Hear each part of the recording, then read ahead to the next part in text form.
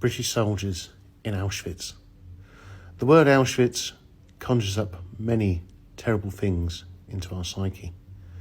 The mass death camp of Auschwitz, where thousands upon thousands of people died within moments of arriving or were worked to death working on the labour camps in the local area. Auschwitz itself is actually made up of 3 different camps. Auschwitz I, which is the old Polish army barracks.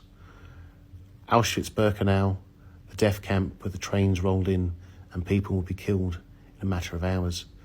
But there's also Auschwitz III Monowitz, or known as the Buna-Werks, created by IG Farben, where factories would churn out synthetic rubber and fuel using coal. This is the memorial to Auschwitz-Monowitz, just outside what is now a large industrial estate, the footprint that hasn't changed much since the war. This camp would claim the lives of nearly 300,000 people, whether Soviet prisoner, Jew or ethnic Pole.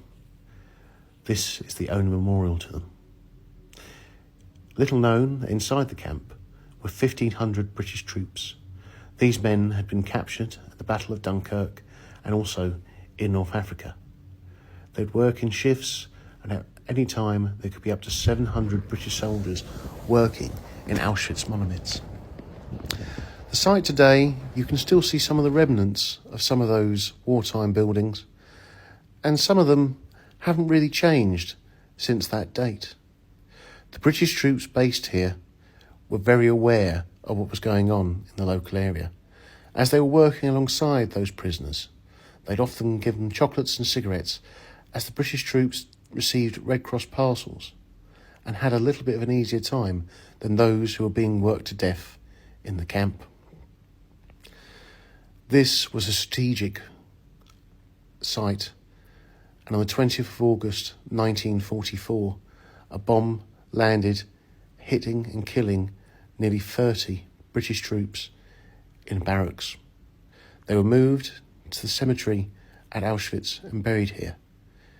In 1946, their graves were exhumed and they were moved to one of the larger cemeteries at Krakow. As for the end of the war, when the Red Army was making its way, those troops left the camp and started on the death march in to Germany, walking behind those other Polish troops who were on the death march.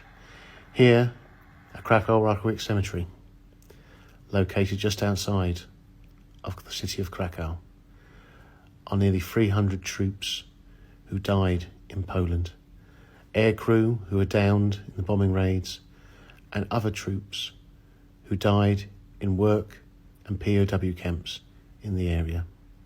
Within these 2 plots, we can find those soldiers who were killed in that bombing raid on the 20th of August 1944.